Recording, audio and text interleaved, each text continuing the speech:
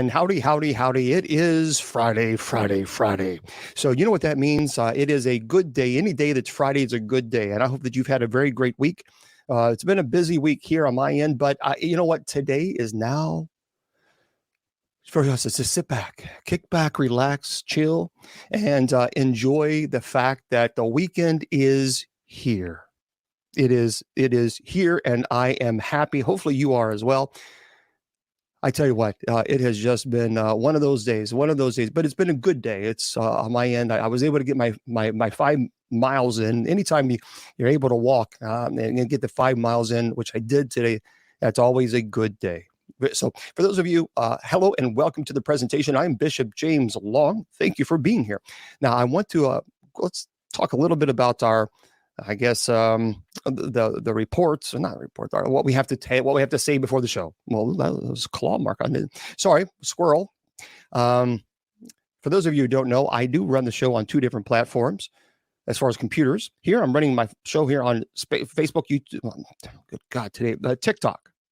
So this is computers, TikTok. Over here, it's Facebook, YouTube, Twitter, and Spreaker, and KGRADB. So if I go back to here, just understand that I am speaking. I'm not really, I promise you, I am speaking to 2 different formats here. But anyway, you guys are, we're all live. Just understand that I have 2 different computers running. All right. Now, first of all, I want you to go to this website. If you love the paranormal, like I do, as I love the paranormal, and I'm not going to apologize to anybody for it. There's nothing wrong with being clergy and loving the paranormal. Why is that so bad? I don't get it. I'll talk about that in just a second, but I want you to go to this website. It's kgradb.com. That's the website, KGRAD as in dog, B as in bicycle.com. And I want you to look, guys, they have some great shows there, terrific shows. And I want you to subscribe. Now, it's very inexpensive, number one, but I'm going to give you an opportunity to save 30% off your subscription. So when you do subscribe, make sure you put Bishop as your promo code, 30% off. Again, it's already cheap and they have great shows. This show airs on the platform as well, and they sponsor our shows. So it's nice because KGRADB, they sponsor the Bible studies, the Monday nights, and I really appreciate the Friday night shows. So let's go there to the website, KGRADB.com.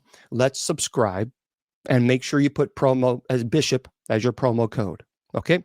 It's just a way for us to say thank you for sponsoring the shows that we do here. Now, I also want you to go to the website, my website, bishopjameslong.com. Here's a couple of reasons. Number one, I do have an online store there. And people say, well, do you have, I do.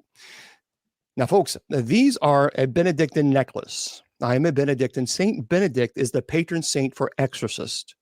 So we call upon Saint Benedict to help us combat evil. They're made of leather. They're beautiful, actually, quite beautiful. I will bless them for free. You're not buying a blessed item. That's called simony. So you're buying an item, and I will bless them as a courtesy. It's not a big deal. So if you want that, please make sure you go there and bishopjameslong.com. Click on the store link. Click on the store link. We have these. We also have, these are quite beautiful, the Benedictine necklaces.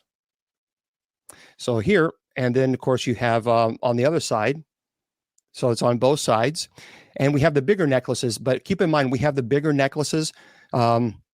But if you do buy them, it might take a couple of weeks to get here. So they're pretty fast on shipping, but just be aware that it might take a little bit to get here.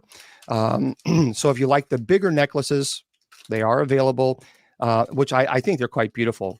But just, again, don't get upset if I ordered them last week and they're not here. I ordered them yesterday. Why isn't it here yet? So anyway, you'll see them online. Also, we have these necklaces. They are Saint Michael. I don't have a lot of those.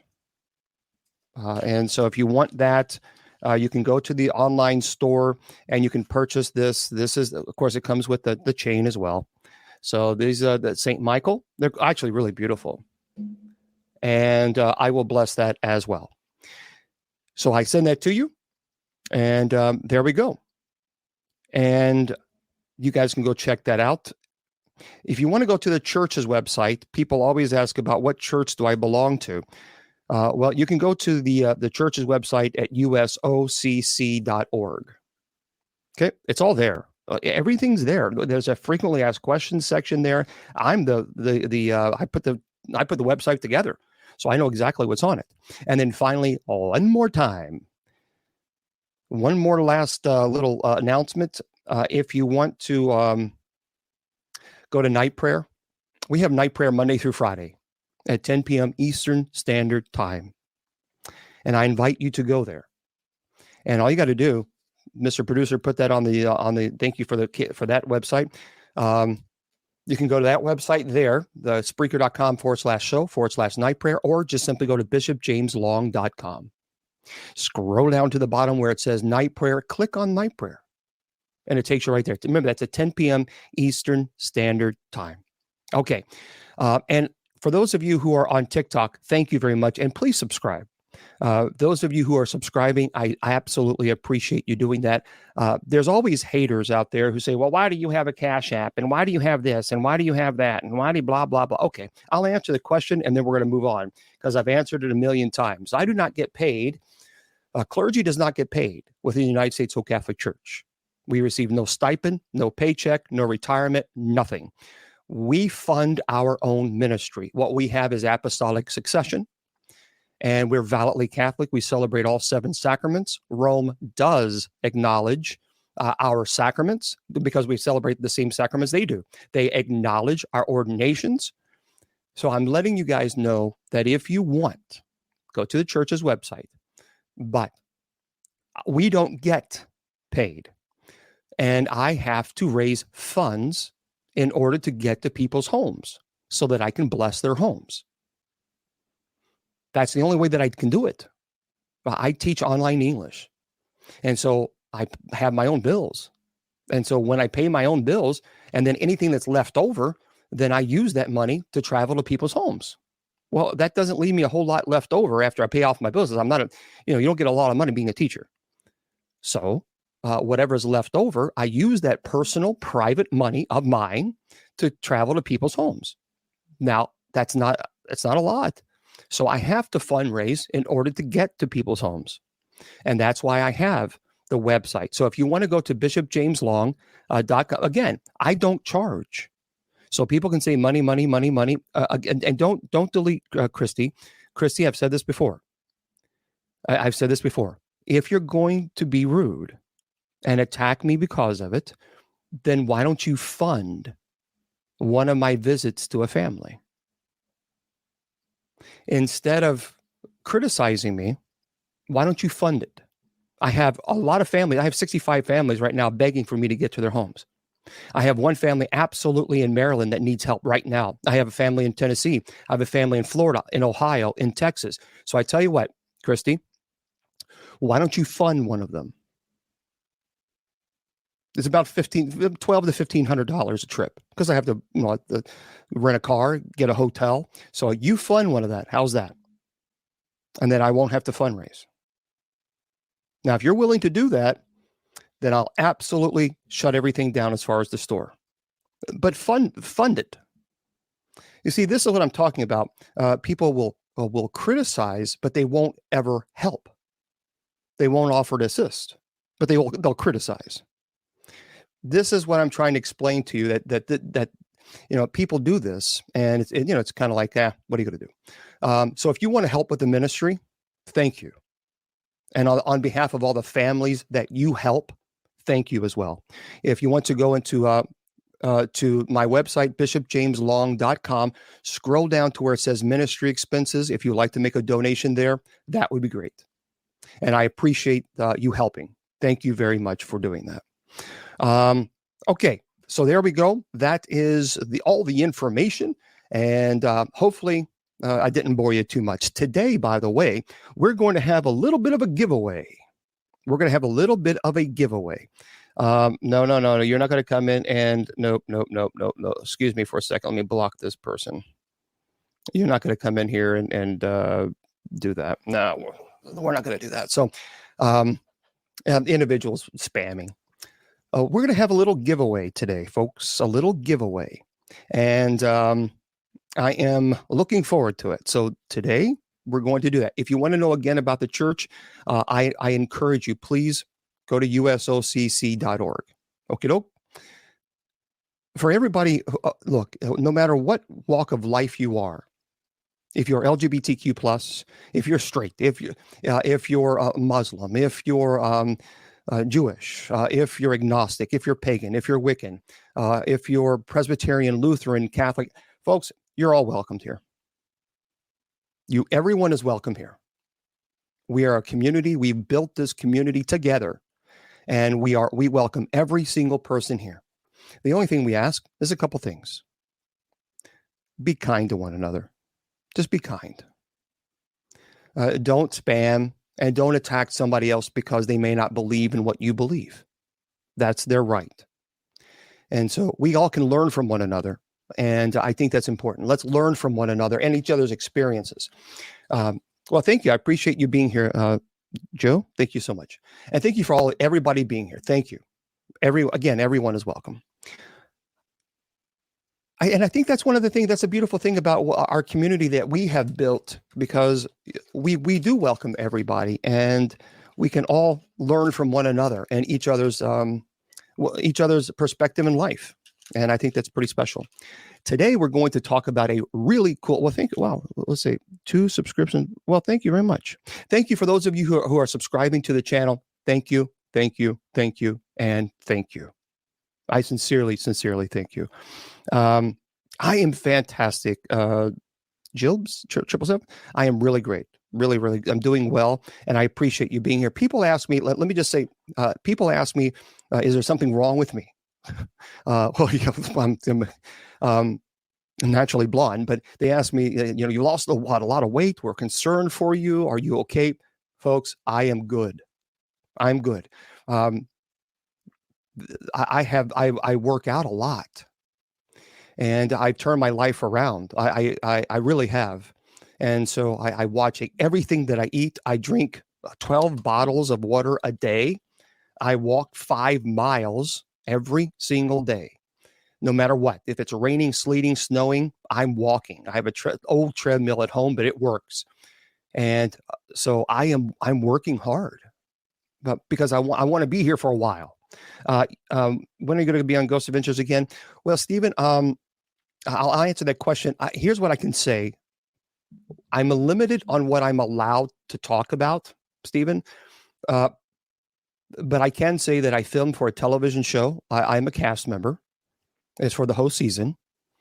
And I'm allowed to tell you that I don't know how much. It's going to be very intense. It is on a network. I can't tell you which network. I'm sorry. I can't tell you a whole lot about it. I can just simply say that it is a phenomenal show, and I love. It's going to be really. I'm excited. So, but once we're allowed to tell you more about it, I promise you, I will. I promise you. But we just, and also, let me say this very quickly. Lionsgate. I have worked with Lionsgate recently, the company that makes movies, and they've been working with me. And they asked me to talk to you guys about Pray for the Devil, the movie. I was able to get a pre-screening of the movie. I have seen it. And of course, it's been out in theaters, but I have seen it. And there are some very, very intense scenes in that movie. Very intense. Now, I'm not allowed to get too much information as far as the behind the scenes, but I can tell you that they did work with several exorcists, as far as legitimate exorcists, trained exorcists who have experienced exorcisms, and when they created the movie. And I got to tell you something. It was very, very intense. Very intense. What's okay. Oh no, Hetty was good. Hetty, I don't know what's so You're right, Teddy. I was, gosh, I was very, very heavy, and I've been outspoken about. I've been speaking about it. I think it's important for me to talk to you about that because I was morbidly obese. I was super morbidly obese. We're going to talk about shadow people in just 1 second. No, no, Hetty, you're good. You're not. The movie was called Pray for the Devil. Prey. Pray for the Devil. You know, being an exorcist, we see so many things, and I want to talk to you guys and tell you and explain some of the things. I was 420 pounds. I've talked about the 420 pounds. So for me, I was under oppression. That's what oppression looks like. So the demonic, I don't fear death because my faith is very strong. And I don't look at death as a finality. I look as death as a door opening into everlasting life. My whole life, when I did exorcism live on the Travel Channel with Chip Coffey, I was in trouble. I was really in trouble. And you can go back in old pictures and you can see that. I mean, there's a huge difference. Let me share everybody real quick. Hold on 1 second. So let me just share it because I think it's important. I've shared this before. I let everybody see it, but it's important for me to talk about this, as uncomfortable as it is. I need to. This is me in 2015 when I did Travel Channel Exorcism Live, and of course that's me here today. You can see the difference.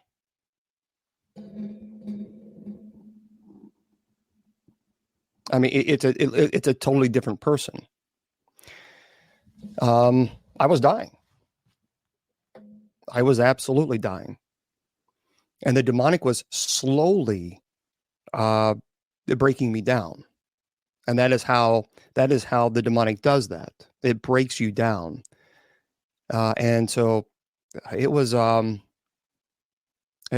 pretty intense what I was going through. And I had to change it. I had to change my life, and I did. So I encourage you. That's why I always say, do something good for yourself, whether it be going walking or whatever it is. Do something good for yourself, and that's what you can do. Yeah. So okay, let me just say very quickly. There's a lot of questions on TikTok, and I appreciate what Kraylin, is it Kayla? Oh, I'm sorry, Keilani. That's a beautiful name. Is that Keilani? Keilani 1012. Can you tell me, Keilani, are you a psychic medium? Kalani is asking, yeah, Malachi Martin, Hostage to the Devil. I would encourage you to read that, certainly. So Keilani, Kalani 1012 on TikTok is asking a question. And I know I was going to talk about, and I'm going to talk about shadow people, I promise you. But Kalani, let me say this. Kalani is asking, do you condemn mediums and psychics? It is not my job, and I'm not here to condemn anybody. I am not God, and no one has the authority to condemn anyone. Now, we can say an action is bad, like robbing a bank. That's a bad thing. I have friends that are psychic mediums, and I absolutely love them, and I welcome them, and you're welcome here. Now, let me just say this very clearly so everybody can know, because I've talked about this before, and I need to say it again. Very quickly, the purpose as to why Scripture said that you should not see a soothsayer or a psychic or medium. Language changes. We are English speaking many people in many countries, we speak English. Language doesn't remain the same. So if I say, oh man, that's cool. Well, you would understand what I'm talking about. But if I said it 2,000 years ago, they would have no idea what you're referring to. So language changes. It doesn't remain the same. It's not stagnant. And it's a different culture. And furthermore, when it was referring to you should not seek soothsayers or psychics, and I've said this before many, many times, and Kehlani, you may need to hear this. All of you need to hear this. If you're a psychic medium and someone has told you, you're going to burn in the fiery pits of hell, you're doing the work of the devil, you are evil. Don't listen to that stuff. Because they're preaching about something that obviously they haven't really learned too much about historical aspects of Scripture and Hebrew culture and why that was written in the first place. If you don't understand something, then you shouldn't preach about it, and you certainly have no right to condemn. So let me just explain to you, Kehlani, and everybody else, if you are a psychic and you're a medium, listen. What it was talking about, there was a lot of integration of polytheistic societies integrating with the Hebrew culture. At this time, they were trying to establish a monotheistic faith. That's it, monotheism, one God, Yahweh. But there was a lot of mingling with paganism and multiple gods, polytheism. The abomination was that when your loved one passed away, and again, indulge me, for those of you who have heard this a million times before, just indulge me for a moment, because there's a lot of people who's brand new who may not have heard this. But when a loved one passed away, in these polytheistic cultures, you were required to offer shekels to all the gods. So this person served as a sorcerer or psychic as they understood it. You are required to give shekels to each one of their gods, because if you didn't, then that particular god of rain or god of wind or god of thunder would raise your loved one up. That's necromancy. And then they would punish them for eternity. So the fear was the integration of polytheism and the fact that you have to offer shekels, a certain amount of shekels for each god. So you'd go to this person who serves as an intermediary, and then you would have to offer shekels to every one of their gods. So let's say they have 15 gods. So your aunt passes away and they say, well, you got to offer 5 shekels for each one of these gods. Well, now your uncle passes away 5 years later, and then the same person says, oh, no. Now we have 50 gods. And now you got to offer 10 shekels for each one of these gods, because if you don't, then this God is going to punish your loved one for eternity. The problem is they were introducing polytheistic faith, religions, into a Hebrew culture in which they were trying to establish monotheism. And also these intermediaries kept raising their prices and saying, well, now we have a God of plants, or we have a God of whoever, whatever. And they kept raising their shekels, the price. And it was extortion. That was the abomination. It was the image of all these paganistic gods.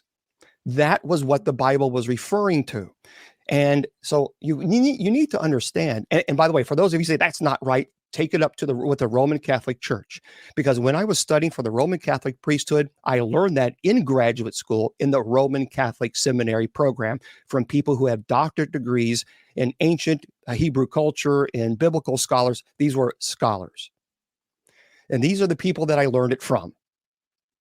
That was the abomination, that these intermediaries were claiming that they had all these different gods, and you had to give more shekels than you did last time. And if you didn't, they would raise your loved one up and punish them forever in Hades.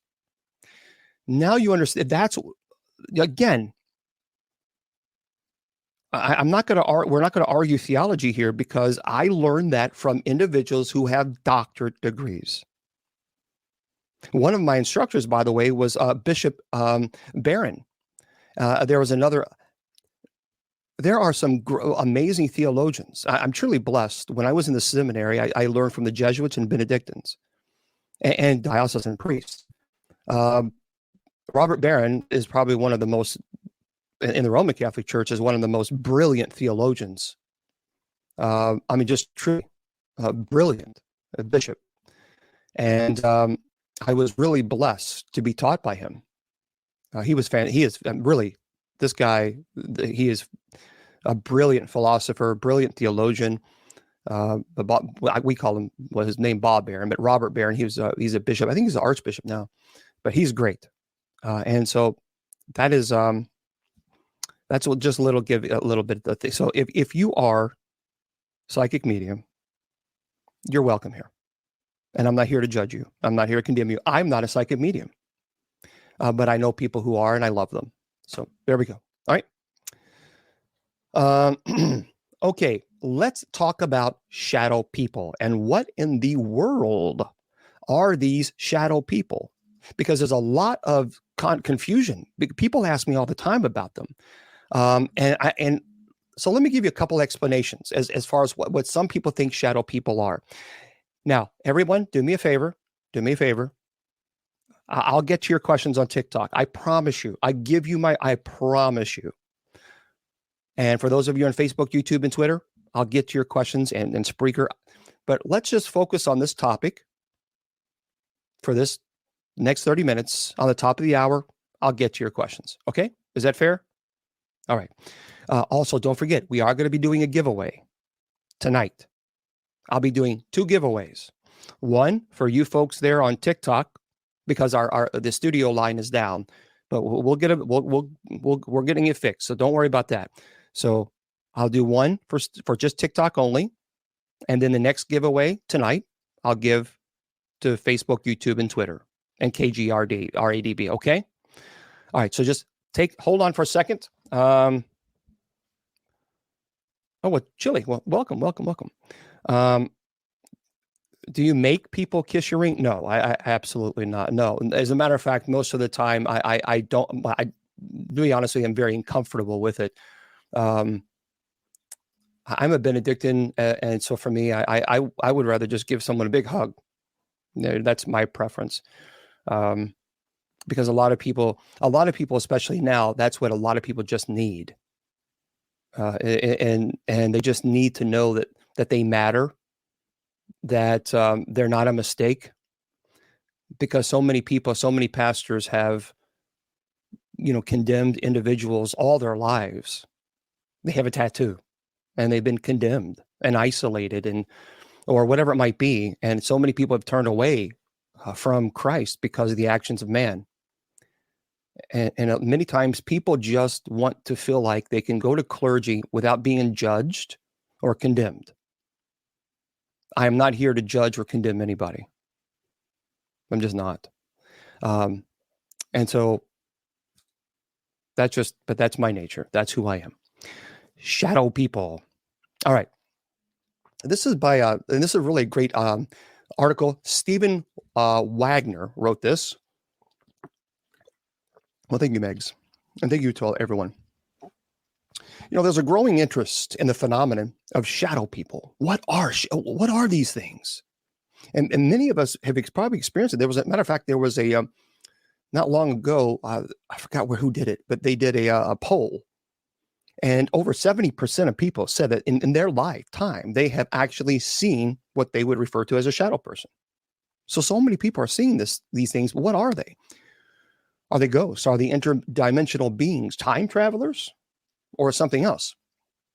Well, I mean, just think about that. You're reading, sitting comfortably on your sofa, or maybe watching television in the dim light, when some movement across the room caught your attention. Now, it seemed dark and shadowy, but there was nothing there. And you returned to your reading or watching television, and a moment later, bam, there it was again. You looked up quickly this time and actually saw the fleeting but distinctly human shape of the shadow pass quickly over the far wall and then disappear. So the question is what was it? So let me just ask you a question before we get into the theories. What do you think shadow people, what do you think they are? Look, I know shadow people exist. I've seen them with my own eyes, and not just off my peripheral vision. I've actually seen a full body apparition, many full body apparitions. What do you think? In your opinion, what do you think shadow people are? I would love to know. Depends on the feeling you get in seeing the room. I think shadow people are elementals. Let's see, Father, we need your help. I messaged you previously. Well, 2020. 2020 MDR0. I don't know where you sent me a message, because I have over 10,000 messages now on TikTok. So I tell people all the time, folks, please send the message to the right Facebook address. I please. I have multiple Facebook accounts for the church, for the Benedictines. So let me just do this very quickly. Hold on. I'm sorry. This is important. People need to know this. Because if it was your family, you'd certainly want Bishop Long to help you. And I try. I do the best I can. I'm going to show you a picture of the one that I want you to send the question to. But people always send it to the wrong one. And I can't help that if hold on, I got to find this. There it is. Okay, this is what I want you to do. MDR, I think you said 2020. If you need help, don't send it to my email because I have over 7,000 emails. This is my account right there. That's the one you need to go to. And anybody else, there it is. Don't send it to my public figure account because I don't read those messages, and I even put it on the post. I don't read them. So you need to go to facebook.com/Bishop James Long. It's easier for me to read messages there. So again, I'm going to put it there on Facebook, YouTube, Twitter, and KGRADB. Facebook.com/Bishop James Long. Bishop James Long is all one word. If you send it to the wrong one, I can't help that. So again, okay. All right. So this person says time travelers, observers, some people briefly in our time of dimension, watchers, people stuck between parallels. They are past lives. The shadow ghost. There's a lot of answers on our Facebook, YouTube, and Twitter. Our IMO, our manifestation, our past traumas, pain in the home, spirits. So there's a lot of theories that you guys have as far as shadow people. Spiritual residual effect, our ghost. Okay, so we have all kinds of theories even in here. Was it a natural shadow when you see these spirit people or these shadow people? Your heightened imagination, or perhaps a ghost? Maybe it was something that seems to be a spreading phenomenon, apparitions that are coming to be known as shadow people or shadow beings. Well, perhaps this is an old phenomenon with a new name that is now being discussed more openly, in part thanks to the internet and shows. Or maybe it's a phenomenon that for some reason is manifesting with greater frequency and even intensity. Well, those who are experiencing and studying the shadow people phenomenon say that these entities are almost always used to be seen out of the corner of the eye, sometimes very briefly, very quickly. But more and more people are beginning to see them straight on, and actually for longer periods of time. So some experiencers testify that they have seen eyes, usually red, on these shadow beings. The mysterious sightings have become a hot topic of conversation in the paranormal chat rooms, and they are. The message boards, websites. It's given widespread attention, even on paranormal talk radio. Now, there are some theories out there that have been offered as to what shadow people are. So here are some theories. And again, you can say, yep, I agree. Or you can say, I don't know if I agree with that. But listen to this. So for the skeptics out there, again, I'll get your questions in a minute. Some people say it's just a figment of the imagination. Well, the explanation we get from skeptics and mainstream science, and who are usually people who have never experienced sometimes the shadow phenomenon, is that it's nothing more than active of human imagination, they say. It's our minds playing tricks on us, our eyes seeing things in a fraction of a second that really isn't there. Basically, they're saying it's illusions. Real shadows caused by passing auto headlights or some similar explanation. And without a doubt, these explanations probably can account for some, but not for all experiences. The human eye and mind are easily fooled. It's true, but can they account for all cases? No, I don't think so. So I don't believe at all that they all can be dismissed. And again, one more time, for those of you who are asking questions on TikTok, I promise you I'm not ignoring you. I'm just teaching about shadow people first. At the top of the hour at 8 p.m. Eastern Standard Time, I will get to your questions. I'll promise you. Okay? And thank you, moderators, for being here. And for those of you who are offering gifts on TikTok, thank you as well. Now, some people say that shadow people they're just all ghosts. To call these entities ghosts demands first a definition of what we mean by ghost. Well, But by almost any definition, the shadow people are somewhat different than ghost phenomenon. Whereas ghost apparitions are almost sometimes people say they're misty, white, vapor-like, or have decidedly human form and appearance, and even sometimes very discernible clothing. I have seen what I would define as ghosts where period they have period clothing, like 1890s, things of this nature. Shadow beings are much more darker and much more shadow-like. In general, although the shadow people often do have a human outline or shape sometimes, because they are dark, the details of their appearance, it really is lacking. So this is in contrast to many ghost sightings, in which the witness can describe the ghost's actual facial features, the style of clothing, other details. And the one detail most often noted in some shadow people sightings are sometimes their glowing red eyes. I've seen a lot of, I've been to Waverly Hills in Louisville, Kentucky, many, many times. And I love Waverly Hills. I love it. I've investigated there. As a matter of fact, I did a live show right there at Waverly. I've been on Coast to Coast and talked about Waverly. And I've seen so many shadow people there, but I never felt threatened. I've also seen shadow people at the Gates of Hell Cemetery in Kentucky, and there I felt threatened. Now, some people, and again, this is by Stephen Wagner, some people say it's demons or other spirit entities. They say the dark countenance and malevolent feelings that are often reported in association with these creatures have led some researchers to speculate that they may be demonic in nature. If they are demons, then we have to wonder what their purpose or intent is in letting themselves to be seen in this manner. Is it merely just to frighten? I got to say, I don't believe that all shadow people are demonic. I just simply don't. Now, there is another theory out there that all shadow people are astral bodies. ASTRAL, astral bodies. Like astral projection. Well, because I'm clergy. That's why these are clerics. It's interesting. One theory suggests that shadow people are the shadows or essences of people who are having an out-of-body experience. According to Jerry Gross, he's an author, a lecturer, and a teacher of astral travel. We all travel, he says, out of the body when we are sleeping. Perhaps this theory says we're seeing the astral bodies of those twilight travelers.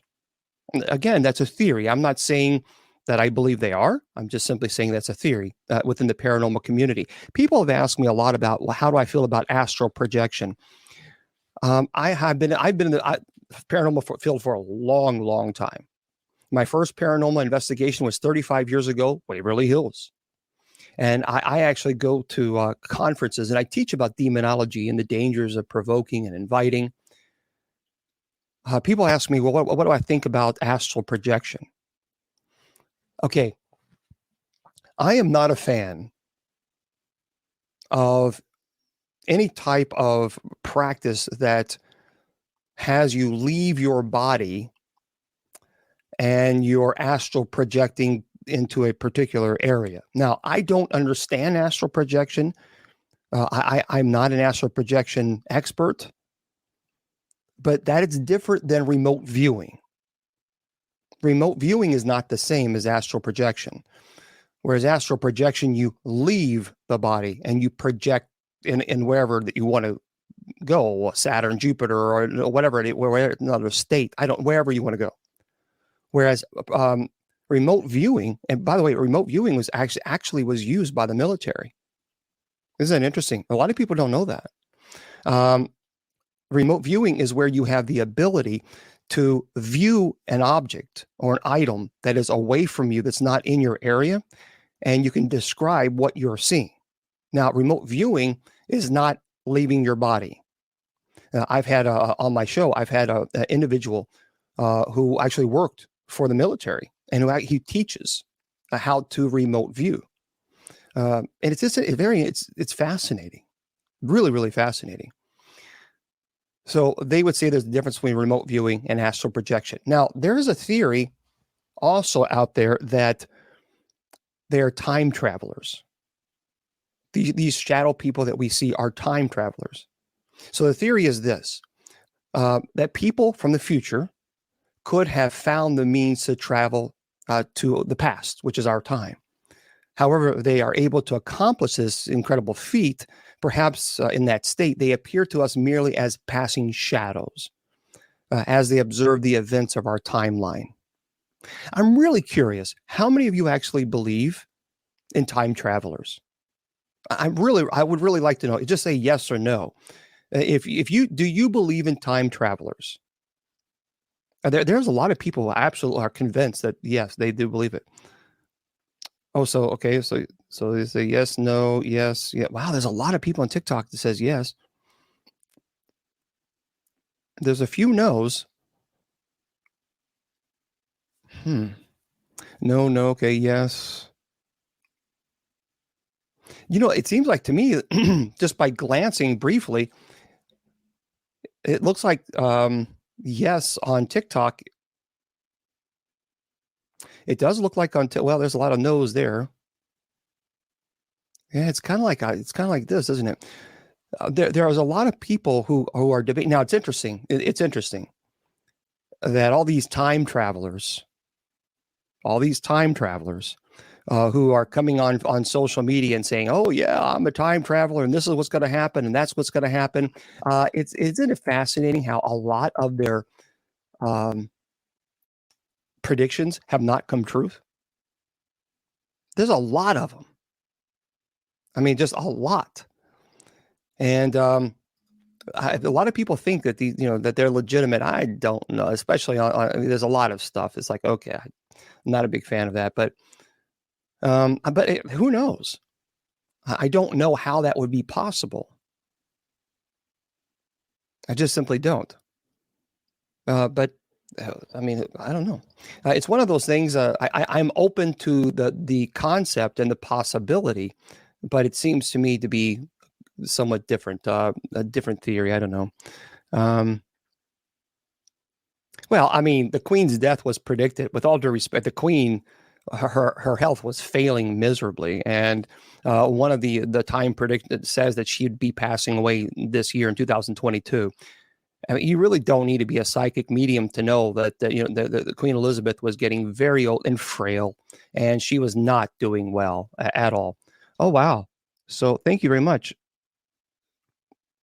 Okay, so there's a one of the moderators put that up on TikTok. Thank you for doing that. Do you believe in time traveler? And right now, 60% basically said yes. And it looks like rounded off 40% said no. That's interesting. I love the fact that you can do that. That's really cool. So now on TikTok, I love that you can actually do polls. We'll have to do. I really like that. We'll have to do more polls. Do you believe in time travel? Yep, 60%. Yep, and 40% no. Yeah, let's do more polls. I love that. That's pretty cool. That's cool. I am really a nerd when it comes to things like this, guys. This is like a hog heaven to me. It's really cool. Thank you for doing that. So it seems like to me that the majority of people on TikTok said yeah. Now there's another theory out there. Another theory says that shadow people are interdimensional. Well, that's beautiful. Thank you very much for that.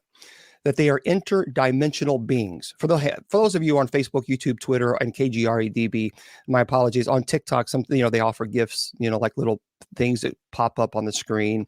And so when I say thank you, just understand that one. So interdimensional beings is one theory that shadow people are. Well, listen to this. And again, for those of you who are on TikTok and everywhere else, Facebook, YouTube, and Twitter, I will get to your questions in 15 minutes. So even the mainstream science is fairly convinced that there are dimensions other than the three we inhabit. And if these are other dimensions, if they do exist, who or what, if anything, inhabits them? Now, some theorists say that these dimensions exist parallel and they're very close to our own, although invisible to us. And if there are inhabitants in these other dimensions, Is it possible that they have found a way to intrude on our dimension and become at least partially visible? That's a really interesting theory. If so, they could very well appear as shadows. And it has been long held by psychics and other sensitives that beings on other on planes of existence are of different vibrations. And science is beginning to actually, it's really interesting. Science is beginning to really look at this reality on a quantum level. And in the same way that particles of the smallest size exist as vibrations. So perhaps some theorize the vibrations of our existence are beginning to mesh with those of another dimension, which accounts for the increase in such phenomena as ghosts, shadow people, and even aliens. I tell you, that is it. That's a very, very interesting theory, because I can subscribe to that theory. Now, other people think that these shadow people, they're aliens from outer space. The alien and abduction phenomenon are so bizarre that it's no surprise that extraterrestrials are suspects as the shadow people. Abductees have reported in many cases that the alien grays seem to be able to pass through walls and closed windows and to appear and to disappear abruptly, among other worldly talents. Perhaps, too, they can go about their alien agenda disguised in the shadows. And so there's a good deal of overlapping among these ideas, of course. Aliens and ghosts could be interdimensional beings, or aliens could be time travelers. And some believe demons are responsible for all these disturbing phenomena. There's a theory out there, and it's an interesting theory. Look, the bottom line is there is no way to prove or disprove any theories about a phenomenon that is so mysterious, that happens so quickly and without warning. Science finds it virtually impossible to catalog or study such phenomena in really any methodical way. All we can do at present is to document personal experiences and to try to piece together what the shadow people phenomenon might be. Perhaps it's an old mystery becoming more recognizable. Perhaps it represents a doorway to and from different planes of existence. Or perhaps they're just shadows that can be explained. Interesting. Very, very interesting. Well, yeah, can anyone talk to them? That's a really good question. There have been some paranormal investigators who have, and again, I've been in the paranormal for so long, I've talked to many, many people. There have been paranormal investigators who have seen shadow people, and the shadow people don't just disappear. They remain, and they'll ask a question, can you move over to the right? Can you move over to the left? Some claim during their investigations that they actually did it. Now, I have not experienced that. I have seen them many, many times. But as far as, hey, look, can you move to the right? Can you move to the left? I'm not experiencing that. They just they move, it seems, at their own will. So I don't know. It's interesting. Now, there's many religions and legends of folklore tell about these shadow people in one form or another. In recent years, there have been stories of personal encounters with these eerie figures. It flooded the internet. Matter of fact, even in Reddit, there was even a subcategory that was created solely for those who have experienced a shadow person who wanted to share their story. So I'm going to share a couple of things with you. It's called The Lineup. This is by Audrey Webster. It's really cool people. These are actual real encounter stories with shadow people. And see what you think about this. So during the late 1960s, an individual encountered shadow people on 3 separate occasions. The first time, they caught one looking through their bedroom window before disappearing.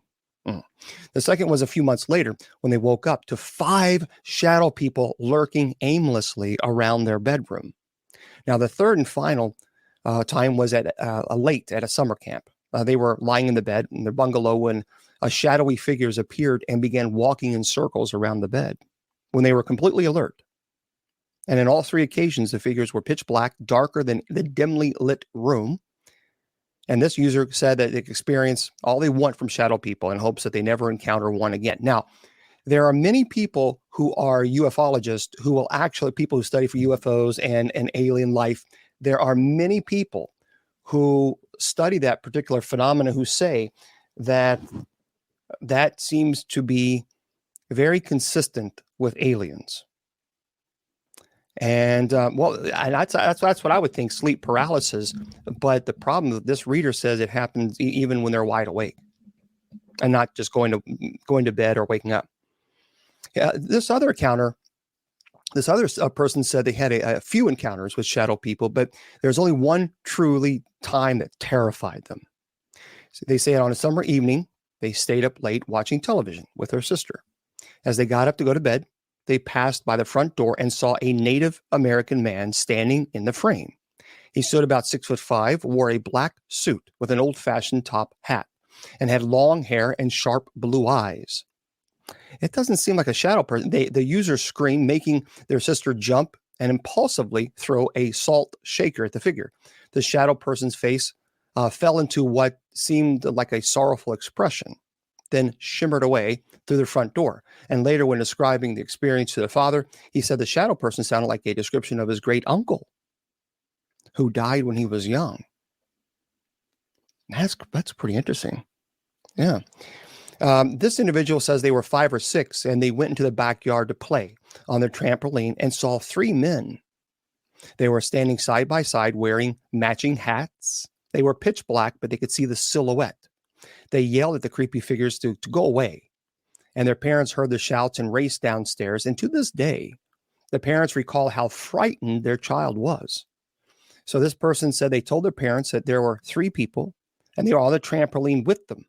But when they looked back, the shadow people had vanished. They didn't step on the trampoline for 2 years, this child, because they were so terrified. And now the grandma described waking up to a dark figure standing above her many times at the old house. And one night, their mother woke and saw a similar figure standing over their dad.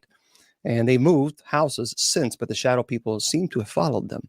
Now, here's what I'm going to say. If you're seeing shadow people when you're just waking up and you're going to sleep, that I really believe could be sleep paralysis. So that to me it can be described. However, if it's occurring when it's wide awake and you're not going to sleep or waking up, then to me there's something else there. Now, this person said they had an earliest memory involves a shadow person. They were 2 or 3 years old at the time and recall waking. Wow, 2 years old, waking to see a dark shadow on the wall beside their crib, a shadow with bright white eyes. It started moving toward them, and they moved to the other side of the crib, but another shadow person was approaching from the side as well. And neither shadow person had any form that could really easily be discerned. They were just pitch black against an already shadow wall. And with nowhere to go, they crouched to the center of the crib. And the parents actually recall this child telling the shadows were trying to get them. So apparently this was a 3-year-old child screaming that the monster was trying to get them. That's interesting. That is really interesting. This one says, this person said, I woke up at 3 a.m. in the morning, went to the kitchen to get some water. And on their way, they stumbled upon a shadow person sitting in the recliner in the family room. So they had been seeing shadow people their entire life. So this sudden appearance was not really startling to them. They stood still for a couple of minutes to be certain it was indeed a shadow person. As their eyes adjusted to the dark, it became clearer. A shadow person was sitting in their living room, staring at them. And of course, they started moving toward it. And the figure seemed to undaunted and really not fearful. And when they were about 3 feet apart, the shadow person evaporated. Man, there's a lot of people seeing this. There's a 6th grader who says he attended a barbecue at a local park. And after a day of playing with her classmates, it was time to head home. And the older kids were tasked with collecting the younger kids and, getting them ready to leave. The park wasn't so big. Finding other kids was pretty easy. But then things took a turn toward the paranormal. About halfway across the park, they saw a dark figure, what appeared to be a toddler. A small little child. Thinking it was one of the kids they were looking for, the user and their friend ran towards after the shadow, yelling it to stop. And when the figure reached the edge of the park, it turned white, dropped to all fours, ran up the tree like a cat, and leapt over the wall. And the user and their friend ran away terrified, unsure of what they saw. Something is there. I absolutely am convinced that there is, because there's too many people seeing it. There's too many people seeing this. I have seen them, and I know many of you have seen them. And we did a poll, and it looks like over 60%, I believe, said that you believe it. One night, this person says was 5 and trying to sleep. He was 5 years old, trying to fall asleep, and a shadow person appeared before the window, and it seemed harmless, pacing back and forth in front of the window, appearing as if someone was just floating just outside the window, but the room was on the second floor, which was about 20 feet off the ground. So no living human could be outside the window. And this continued to happen, and sometimes more than one would appear, and the two shadow people would interact. Actually, looks like they're having a conversation. So this user didn't realize what they were seeing at the time. They just believed it would be a childish, maybe fantasy. It was only recently that they were able to pinpoint exactly what they had seen, and it was not an apparition or their imagination. Now, we've done a poll of how many of you believe in shadow people. I would like to do this poll. How many of you, and that's a good question, Solomon Valor said, do you believe this? Let me ask you this question, and let's do a poll on this. How many of you have seen shadow people while you are wide awake? Now, I'm not talking about waking up or just going to sleep, because you can kind of dismiss, you can explain that logically. But I'm curious. So if you could let's do a poll on TikTok. Whoever created that poll before, please do that poll again. I love that. How many of you have seen shadow people that you saw while you were awake? Okay, thank you. Oh, Jack's Paranormal is doing it. Thank you. I appreciate that. Yeah, let's find out. Okay, so Tiffany says, yep, or I do. Deacon says yes. Hetty says yes. That's a good question, Ellen. We'll ask that question just a second. Knight Rider says yes. Wayne says yes. Man, there's a lot of you who have said yes. See, that's what I'm talking about. So I understand people being skeptical, but there's too many people who are saying that they've seen it, and they have nothing to. They're not gaining anything from lying. But there's a lot of you who are saying yes. Well, thank you, Michelle. And thank you again for those of you who are offering gifts to the ministry. Thank you. 70%. Okay, so Jack's Paranormal said on TikTok, 70%. Now, see, CK says it's an illusion. If over 70% of people are saying that they are seeing and they have wide awake, I don't think we can say every single one of those cases are all illusions. I don't believe that. I don't believe it. Well, thank you. They're a native. There's a lot. Yeah. See, I don't think you can say everything. Every single one is well, thank you, Shannon. Every single one of those is an illusion. I don't think that's fair. I don't think that's fair to say, because if that's the case, then over 70% of people on TikTok are having illusions. Then you would have to prove that. That is very, very interesting. Sorry, I'm stupid. Is it? I haven't seen the Jack's Paranormal. I haven't seen the final tally on that. But it's interesting. So I don't know how that happened. It popped up on my screen, and I actually got this. Oh, there it is. Okay, there it is. 70% of people on TikTok said yes, and only 30% said no. See, when you have that type of, this is what I'm talking about. That is really cool. When you have that type of interaction with the audience, and now we have data that tells us how many people in the chat room have experienced this. That to me tells me that there's something going on there. There is something going on, and I don't think we can dismiss it. So according in TikTok, again, I don't know about Facebook on the Spreaker because we don't know it, but on TikTok, 70% of people have said that they have seen shadow person. That is very, very cool. And it looks like we had 64%, I believe, said that they believe in shadow people. Wow, that's very cool. All right, thank you very much. That's really interesting. There's something there.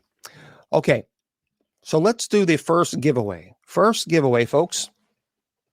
On TikTok, we'll do TikTok first. Now, moderators, I need you to do me a favor, okay, dokie? You tell me, moderators, who wins this, because it's very difficult for me to see, and so so what I'm going to do is I'm going to give away. Someone is going to get one of these Benedictine bracelets. I'll bless it for you. And here's what you need to do. If you are the winner, if you're the winner, not winter, if you're the winner, then you need to send me your name and your address on my Facebook page, but make sure you send it to the right one.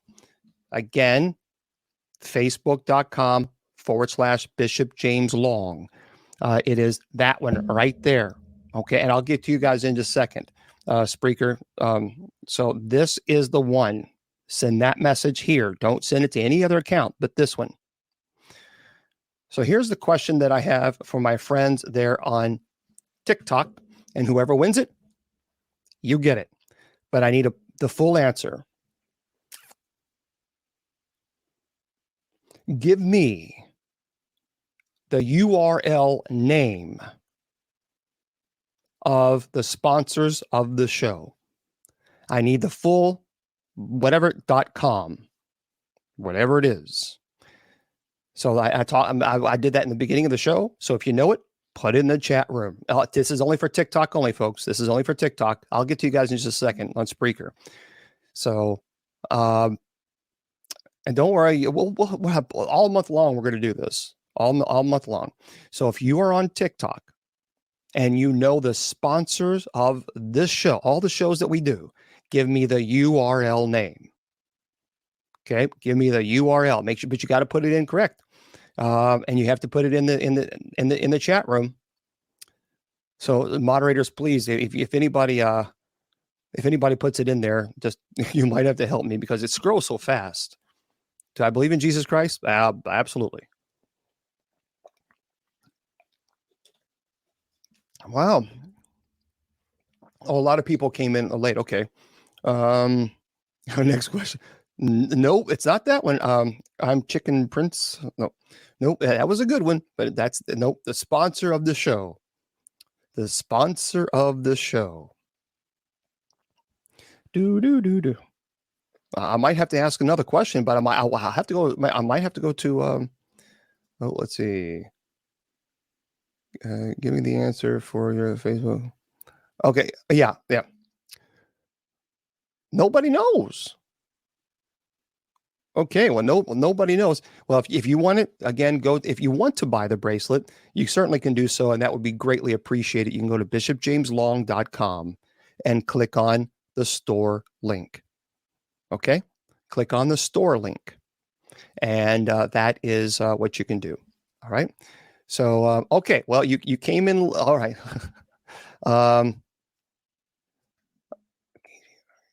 Okay, there we go, Kim. Close, Kim. Oh, close. You almost had it there. Someone almost came really, really close. I'm so close, Kim. Very, very close. All right. We're going to move on. Give it to her. I can't give it to her unless she's answered the question.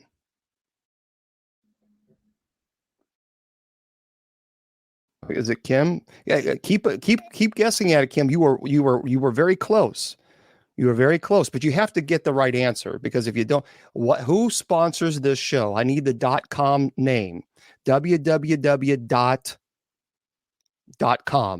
So I need to know the initials of who the official sponsors of the show is.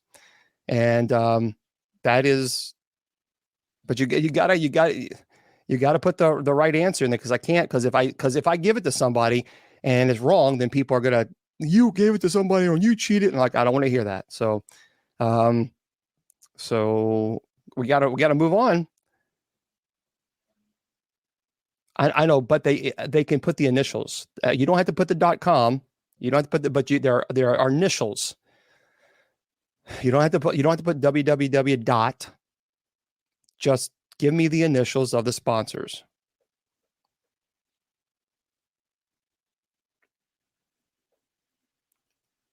Yeah, I can't. Unfortunately, Brain Warrior, I don't know how. I don't know how to make a multiple. You have to do one at a time. There we go. No, KG. Oh no, close, so close, Kim. So close. You guys are close. I'm telling you, they're almost there. They're almost there. But I've got to give it to the person who has the right answer. So I'm sorry, but to be fair, you have to do that. So again, come on, folks. Nope. Close, Kimberly. You guys are. No. Whew, it's hard for me. KGRADB. Michelle. There we go. That's the answer. KGRADB.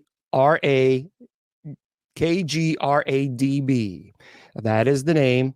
That is the URL. Those are the kgradb.com. You actually said, poor Kim, she said KGRABD. It's like, oh man. So Michelle won it. So Michelle, if you want it, I'll send it to you. If you would rather offer it to someone else, just let me know. And one way or the other, that's how we'll do it. So and thank you very much for subscribing. I appreciate that. All of you subscribers, you guys are awesome. Yep. It's kgradb.com. So Michelle, let me know if you want me to send that to you, or if you'd prefer to gift it to someone else. That's entirely up to you. Entirely up to you. And then you can kind of go from that. I'm a mod. Give it to Kim. Okay. Kim who? So I think Kim, she wants to give it to you. That was very nice of her. All right, Kim. So since you were the one that said KGRABD, so Kim, I want you to send me a message on Facebook. Kim, who tried so hard. Fair enough. All right, that was very nice. That was very thoughtful. That's very. And moderators, I'm going to have to send all of you guys one anyway. So Kim, this is what you want to do. Send a Facebook message there. Okay. And just say, hey, I'm Kim. And you got to give me your name, and you got to give me your address. Otherwise, I won't do it. You guys on Facebook, YouTube, Twitter, KGRADB, it's your turn. So Kim, I'll be sending you. Make sure, Kim, you got to send me a message on Facebook. What is, and this is only for Kate, this is because you guys done it already. So let's do this. This is for you guys, a giveaway. And on this giveaway, I'm going to give you guys, one of you will win this, the Benedictine necklace. So this is how it's going to go for you guys. And I'm going to do this all month long as just a special giveaway. Very simple. The first one who puts it gets it on Facebook, YouTube, Twitter, and Spreaker, and not Spreaker, and KGRADB. I told you about a movie called Pray for the Devil. What company did I work for to help spread the message about Pray for the Devil? That's the question. There we go. First person gets it. And Mr. Producer, you'll just have to, Wesley. Wow. Wesley Roberts. That was fast. My goodness. That was easy. Oh, my goodness gravy. All right, Wesley, you need to send me a message there on Facebook. And of course, give me your address and I will send you that necklace. Don't worry. In the following weeks, I'm going to be giving away a book. One of the books that I wrote here.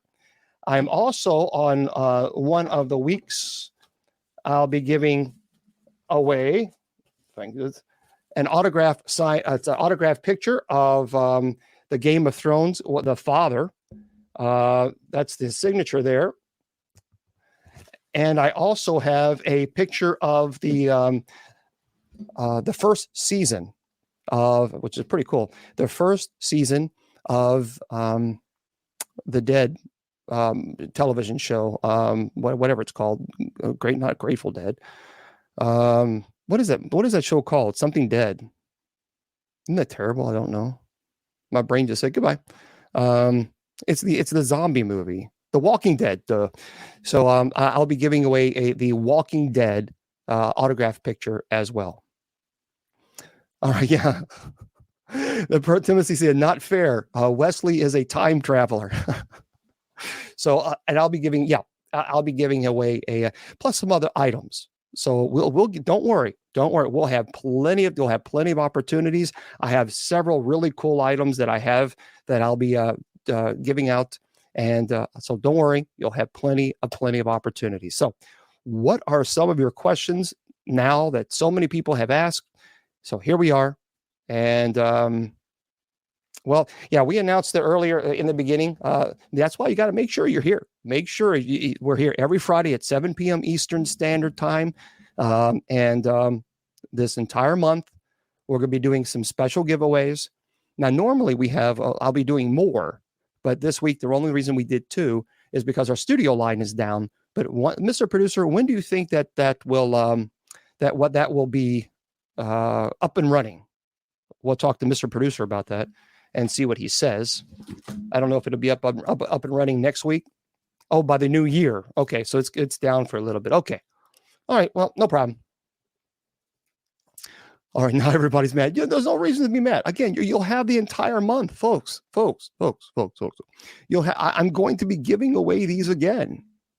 So I promise you, there's no reason. There's no reason to get upset. Yep, I do have a studio line, and we'll be doing that as soon by the new year. Mr. Producer said so. Okay, don't be disappointed. You. I promise you, there'll be plenty of opportunities. All right, what is your questions? I do bless them for free. And so Matt's asking a question. So if someone buys a bracelet on the store, how do they get them blessed? Well, you have 2 options. One, I can just send them to you, and then you can have your clergy friend or whoever to bless them, or I can bless them for free. I don't charge for a blessing that's simony. You can't buy blessed items, but you buy the item, and I bless them as a courtesy, so that you don't have to, because many people don't have pastors they can go to. So I always do it. Always do it. Lady Time 007. Lady Time 007 says, I want to take your classes. Well, that's interesting you say, because I offer demonology, classes on demonology, paranormal studies, genealogy, and angelology, all 4. Now, if you want to learn, you can go to my website, bishopjameslong.com, and click on the class link, and you can take it right there. It's all online.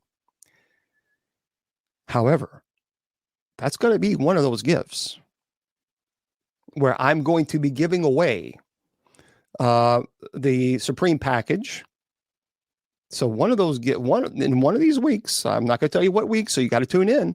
In one of these weeks leading up to Christmas, I will be giving away, and it might be more than one individual who will be enrolled for absolutely free into the Supreme Package.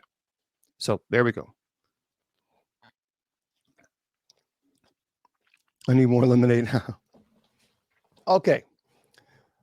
Oh, thank you very much. Yeah, Deacon, that says classes. They're intense. There's a lot too. So, all right. The Michael chain, it'll fit me. I don't know exactly how long. That's a good question. I measure it, but it fits me. So, well, thank you very much for the heart. I appreciate that. Okay.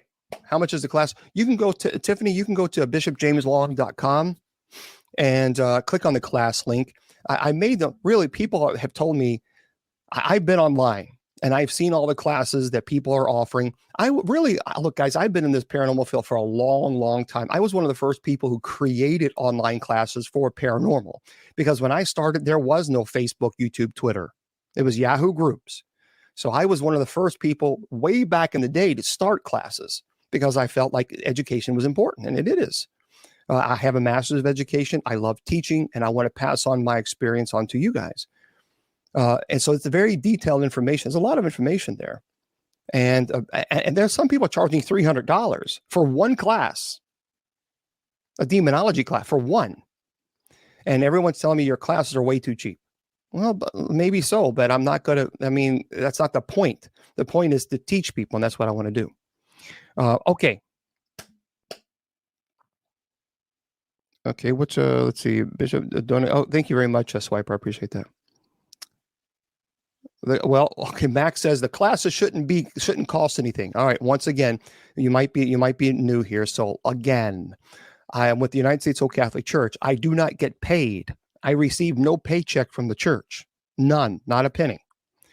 And when someone asks me to come to their home and bless their home, if they live in Florida or Texas or California or Minnesota, I've got to get there.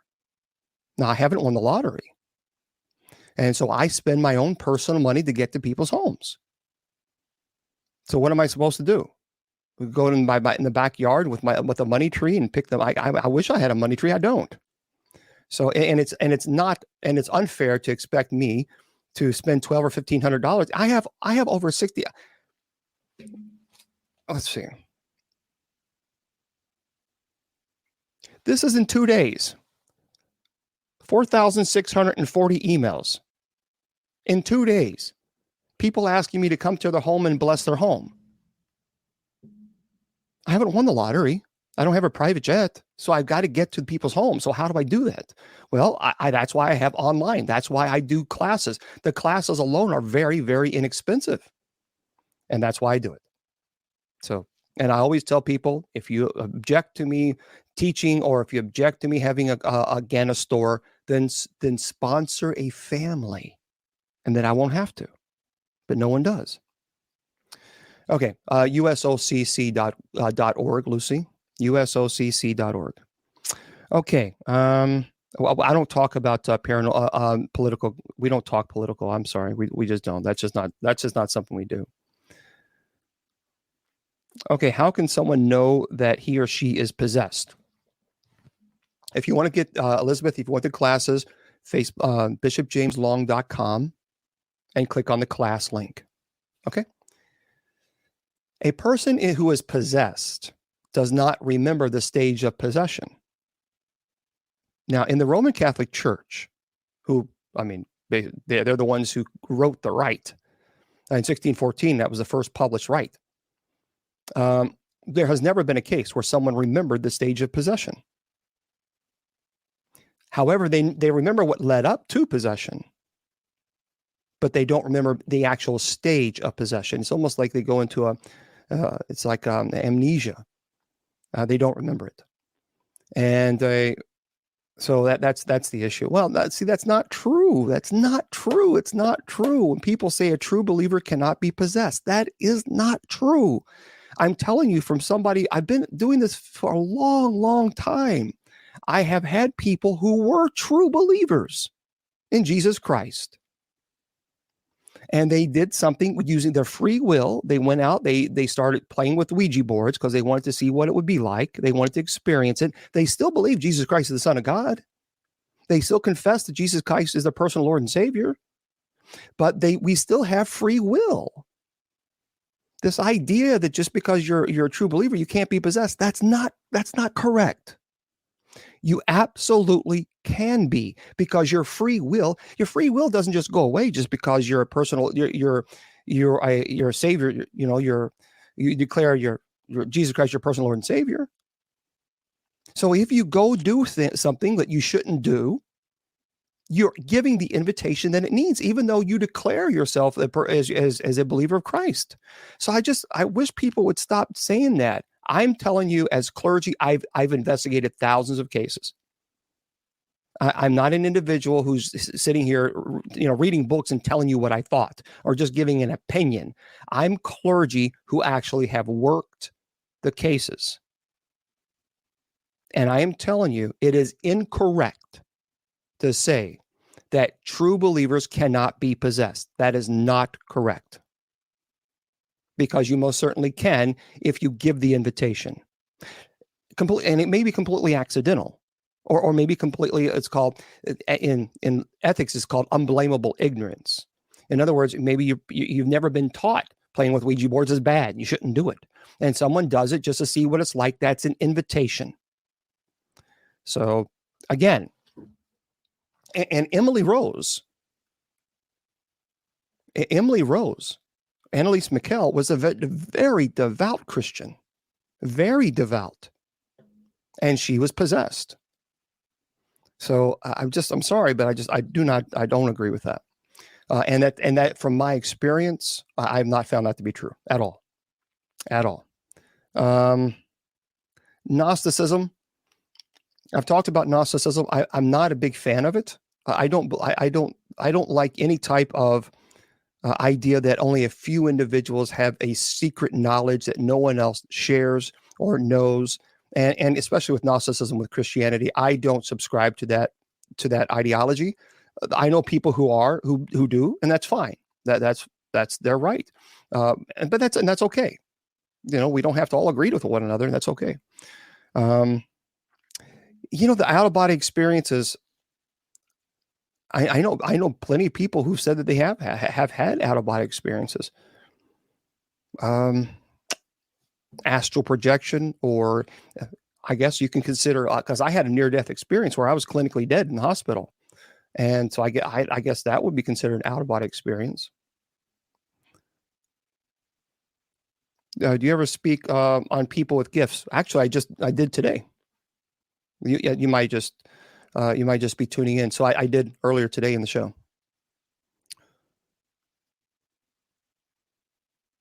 Yeah, the Ukraine, consecrate Russia and the Immaculate Heart.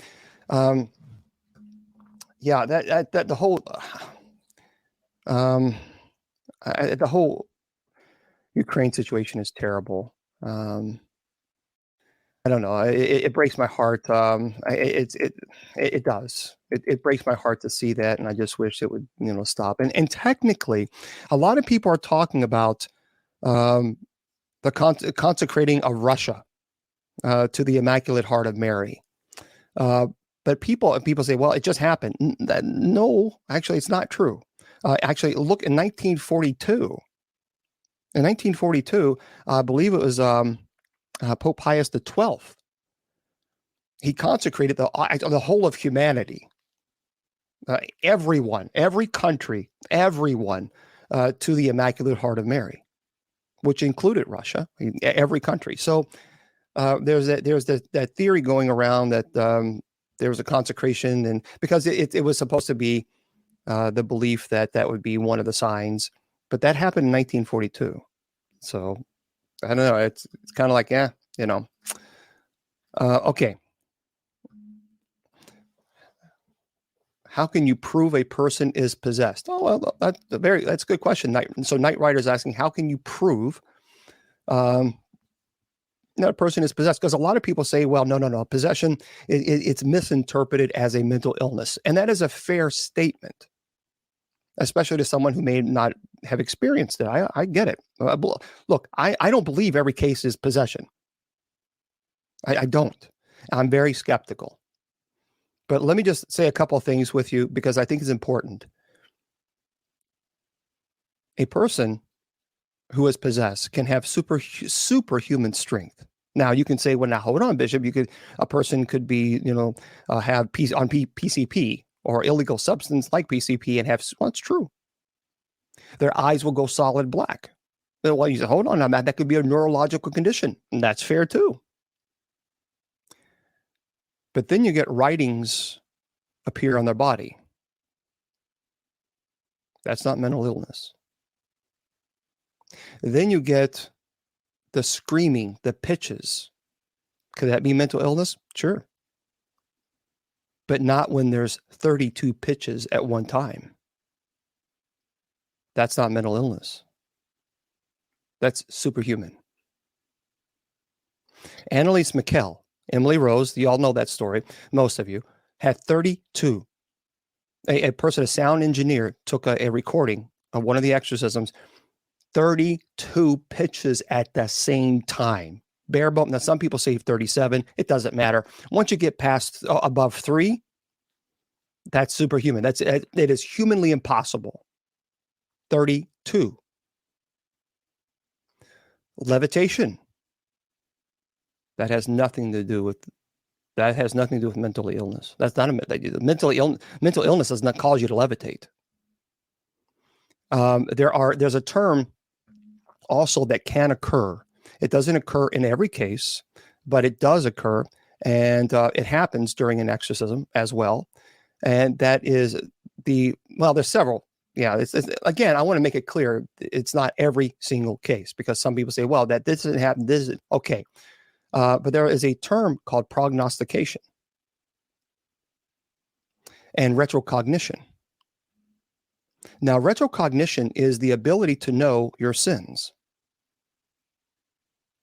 That's not mental illness. So that's why we go to confession prior to performing an exorcism. And it's not because the demon can read your mind.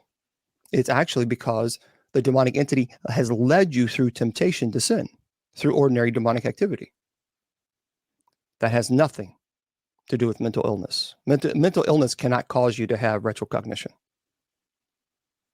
And there's other issues as well besides just those. So, but that's a good question.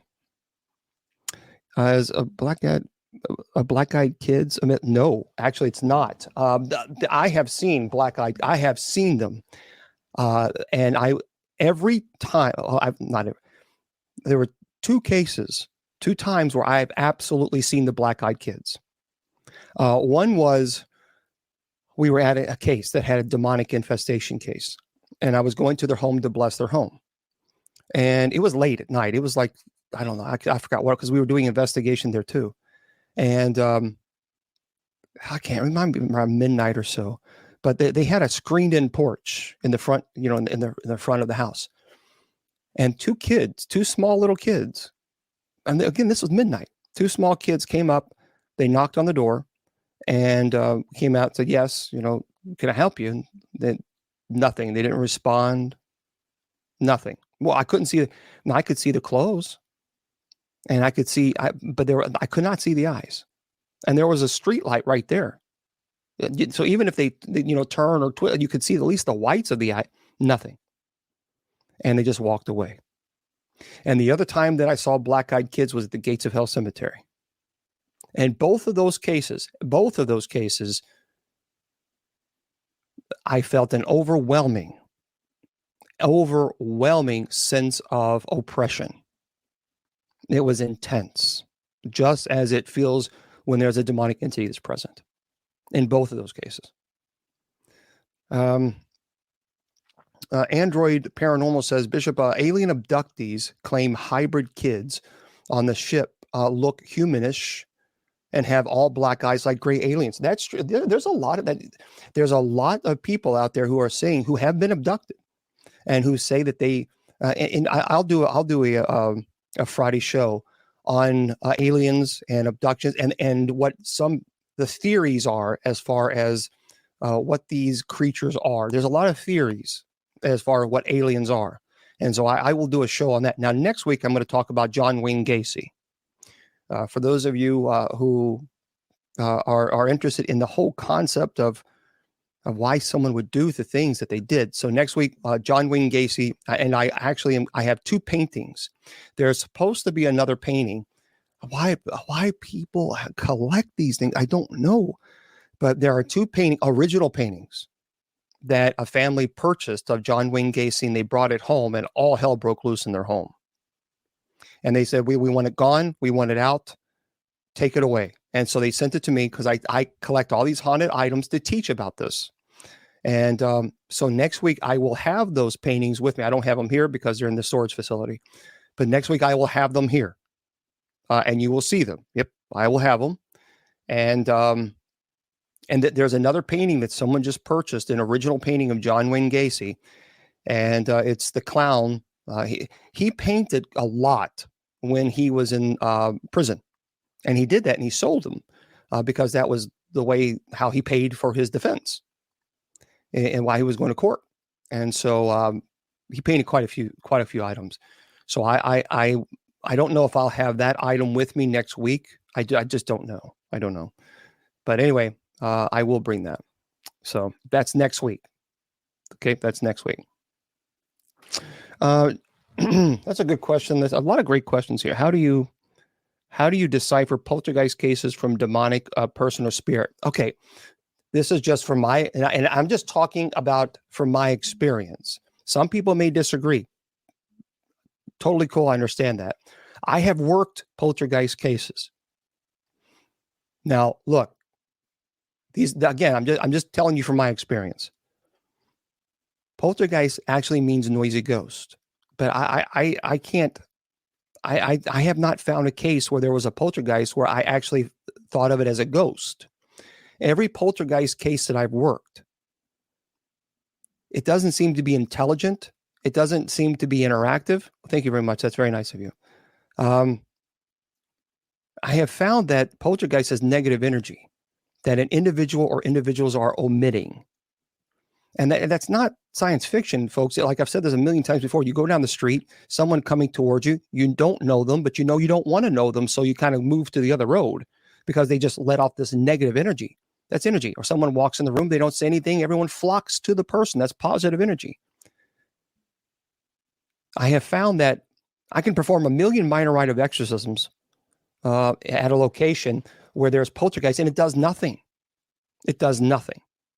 But then when you remove the person who is emitting that negative energy from the home, then the activity either stops or sometimes there's residual energy where it's sometimes. And then when the person comes back, the activity picks up again. So from what I have found, poltergeist case is just negative energy that someone or some people are going through. With a demonic, there's no ifs, ands, or buts. You don't need a psychic. You don't need a medium. You don't need anything that it is overwhelming oppression. It is intense. Religious objects are desecrated. Animals are terrified. You will smell sulfur. It is overwhelming. With a human spirit, and furthermore, demonic entities can move very heavy objects. So for a demonic entity to pick up a TV and throw it across the room, there really is no problem for them. They can do it quite easily. Whereas a human spirit, I have found in my experience, is they are limited in that type of energy because that takes a great deal of energy to manifest. And so I have not found with human spirits their ability to move heavy objects like a TV to throw across the room. It's usually smaller things. But with the demonic, you usually are the target of that object being thrown. But anyway, I know. A lot of people are saying a lot of people are saying a lot of bad things, but I know.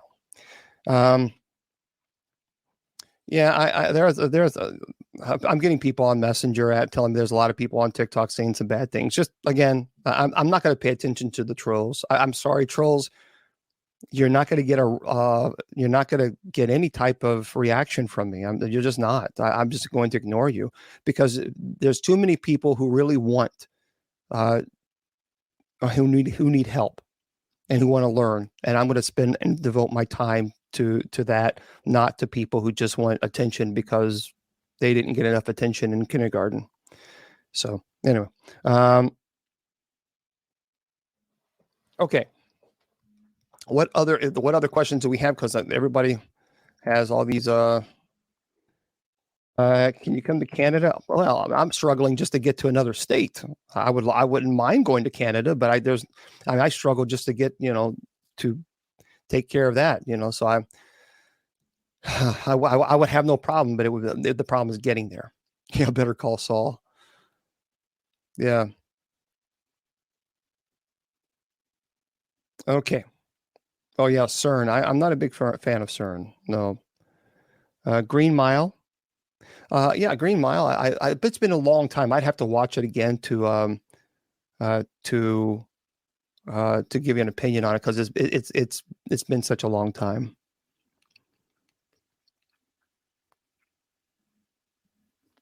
I have no, I have not. Well, if it's a demonic case, I like to bring someone with me. It's just and with an exorcism, they will go with me. I will never do an exorcism alone. Never. If I'm performing the solemn rite of exorcism on an individual, I must there must be an assistant. And not only that, but there's also going to be someone there who's monitoring the vitals of the possessed. So we have someone who's medically trained too. I'm not trained in the medical field, and so I need someone there making sure that they're monitoring the vitals of the possessed. So, all right. Well, demonic entities will attack you. Someone's asking about bad luck. Demonic entities under the stage of oppression can cause all kinds of havoc in your life. And I've told people this over and over and over. I've been doing this for 20. I cannot. People who say they want to be a demonologist or an exorcist, they're clergy and they want to do this. I tell them all the time, do you understand what oppression is like? And are you really, truly willing to live your life under the stage of oppression? Oh, yes. Oh, yeah, absolutely. No problem at all. If anybody ever says that to me, I especially just like, oh, yeah, no problem. That's very dismissive. And those are red flags for me because they don't quite understand what they're saying. Living your life under the stage of oppression is intense. There's a lot of sacrifice that comes with being in this ministry, and your life. I've told people this and I see it. You see it all the time. That when you start getting in demonic cases and you start provoking, you start inviting, you start doing all these things, your life is going to go into a hell in a handbasket. And I've said it over and over and over to people. It's just, that's when you get involved in this ministry, it's intense. There are consequences, and you have to be willing to say, okay, am I willing to struggle through those consequences? If you're not, stay away from it. Stay away from it. It's just not a good idea. It's not something you should do if you're not willing to deal with that. And I don't know. Well, no, not Miss Garcia. I don't like. I just don't like people. And see, this is. Do you know how exhausting it is to be here giving your time, 2 hours, teaching as I've been doing, and then people still criticizing me? Do you know how tiring that is?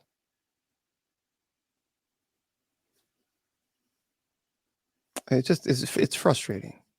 It's very frustrating. I have two different screens. So if I answer these questions, then people over here bitch. And then if I go over here and answer your questions, then people over here bitch. It just kind of annoying. I'm doing the best I can. I'm one person looking at two different computers, and then people are slamming me with Facebook Messenger questions as well that you guys don't see. If you saw my computer, the whole entire computer screen is full. So just, so Miss Garcia, you were saying that I'm only looking here and I'm not looking over here. What is your question? I will stop the entire show to answer your question. Now, people over here on TikTok are going to bitch about it. But so what is your question? Well, but it also fine. But if you're going to criticize me, then don't expect me to give you a donut. So what is your question? I literally am sitting, I'm giving you the opportunity. Oh, you don't have a question. Okay. Okay. Now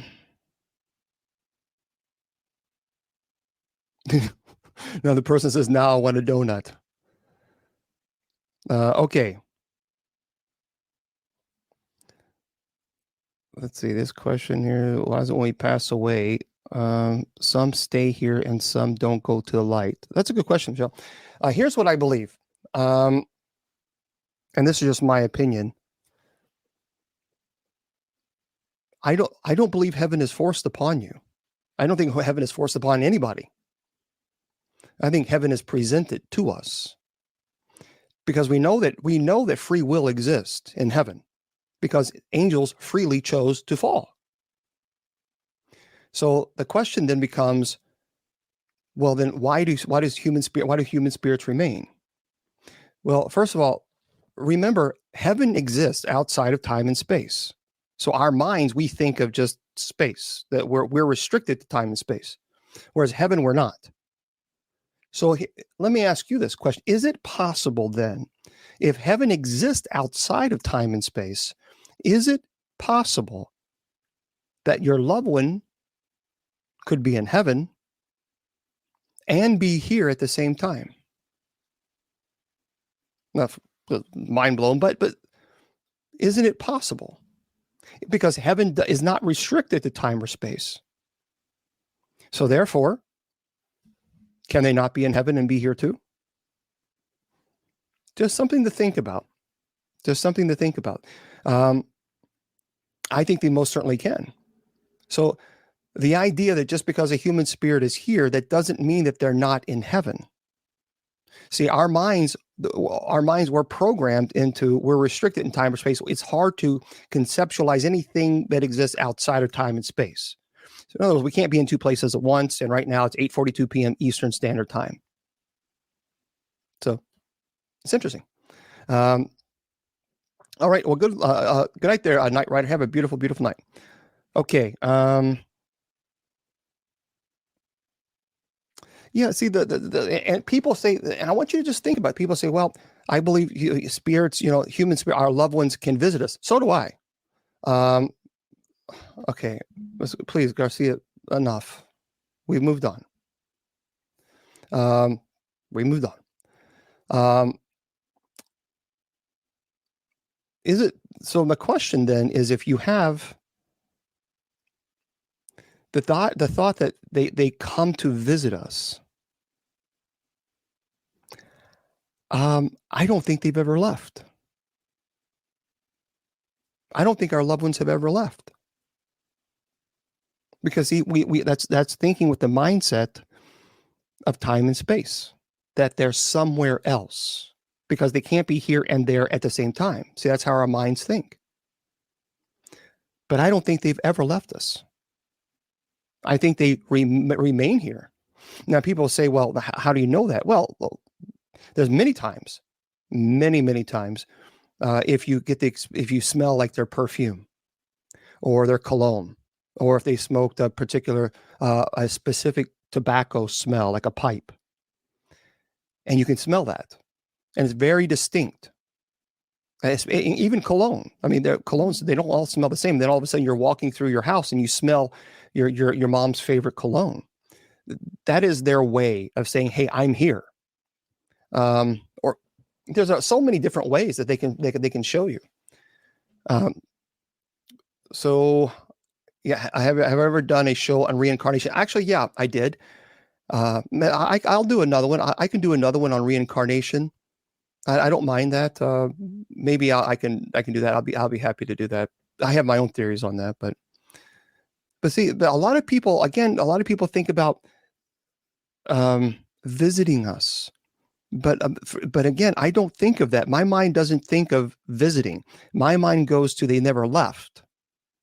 They've left us physically, as far as their body, certainly, but spiritually, they're still with us. And that's my view, because I don't see heaven as a particular space that's restricted as the earth is. That's, there we go. Okay, Facebook, YouTube, Twitter, and Spreaker and KGRADB. If you guys have any questions at all, I'm paying attention to this chat too, so I'll be happy, more than happy, to try to answer everybody's questions. But the chat is going so fast on TikTok; it's hard to even see it. Okay. Yeah, and that's the truth. That Randy said, "I'd be afraid of anything as acting as a lost loved one." That's actually true, um, because I had a case like that where there was a mom who lost her little son, and she thought she got him back in spirit form, and she didn't. It was demonic. It was absolutely, it was terrible. That was a hard case. That was a hard case. I'm wondering on how you pray like you do. Do you talk to God like you're talking to someone in front of you? Yes. Wesley's asking that, but at the same time, I also humble myself when I go to God in prayer. See, we kind of in a society, and I've talked about this, but when we go to God and we say, "Dear God, you need to do this, and you need to do that, and you need to do that," well, now wait a minute, hold on. Now you're talking about the Creator of all things, the Creator before the earth, even anything ever existed. And sometimes we've gotten to a point where we think we're on equal ground with God, and we can command and demand that He now owes us an explanation. And that's ego creeping in. And I think we got to be very careful with that. And especially with prayers, I've said this before, you can't go to God and say, "Okay, God, I need help with a loved one, I want to be in a relationship, and I want you to get John Doe or Sally Jane interested in me. And this is what I want you to do." Well, then again, are you praying or are you dictating? Because if you go to God and you have the answer to your problem, then you're really asking God to do a little magic wand, and then all of a sudden give you what you demand. Well, that's not prayer, that's demand. So when we go to God and we pray for whatever it is that we are asking or needing, we have to humble ourselves. And not only that, but we also have to surrender to God's will, not ours. And a lot of times people have just, I'm concerned about this demanding that God answers to us. We answer to God. It's not the same way. So, okay. Start learning. Matthew, can you give me guidance on where to start learning? Learning about what, Matthew? Are you talking about, yeah, Bruce Almighty is a great show. A great movie, I mean. All demons are fallen angels. Yeah, absolutely. There's a theory, there's several theories out there about what are, matter of fact, I just did a show, I can't remember when, on angels, and the theories as to what their nature is. But yeah. So I definitely believe that all demons are fallen angels. And from a theological perspective, yeah, some people ask, how do you begin? Well, if you want to learn about, I don't know what it is that you're wanting because it's scrolling so fast. I'm sorry, I can't get it, but no. Let me stop. That's a great question, Andrew. Can demons be changed and turned back into the light? Absolutely not. Absolutely 1,000,000% no. They cannot. They have already been condemned. They've already been judged. So that is already done. They cannot change. You cannot change their nature. Under no circumstances can you change the nature of a demonic entity. You can't do it. There are a lot of people who believe that you can't. That is theologically 1,000,000% incorrect. I am very firm on that. They were in the presence of God, and they still freely rejected God with pure hate. Pure hate. And now somehow we think that we, as sinners and imperfect beings who are perfect, who are not God, that somehow we're going to do something that God couldn't. That's very dangerous thinking. And that's exactly what the demonic will want you to think, that you can change their nature. And that is a form of mockery, and that is a form of tricking you. And don't go down that. Do not go down that road. If you do, I promise you, you will get in deep trouble. Doing great there, Shane. So for those of you, again, I want to remind you, for those of you on Spreaker, I'm going to say goodnight to you, and I'll see you soon. I want to remind all of you guys, remember that we have night prayer at 10 p.m. Eastern Standard Time. And if you want to join us, all you got to do is go to bishopjameslong.com. Scroll down to the bottom where it says night prayer, click on the link. I'm not finished yet. I'll be with you guys in just a second. Yeah, that's true. A demon, when they make their self visible, will mimic a person's image, but there will always be a deformity. There will always be something that's imperfect. So TikTok, I'm going to stay with you guys for just a second. So I'll stay with you guys afterwards for a little while. So hang tight with me for a second. I always tell everybody, first of all, thank you, Mr. Producer, for being here. I always tell everybody, your value doesn't decrease based on someone's inability or refusal to see your worth. Remember, you're priceless. And don't let anybody, trolls or anybody, convince you otherwise. Facebook, YouTube, Twitter, KGRADB. God bless. The Sacred Division has been brought to you by Bishop Long's online paranormal course. Learn demonology, angelology, paranormal studies, and genealogy. It's 100% online, and you learn at your own pace. Please go to www.bishopjameslong.com and click on the paranormal course link.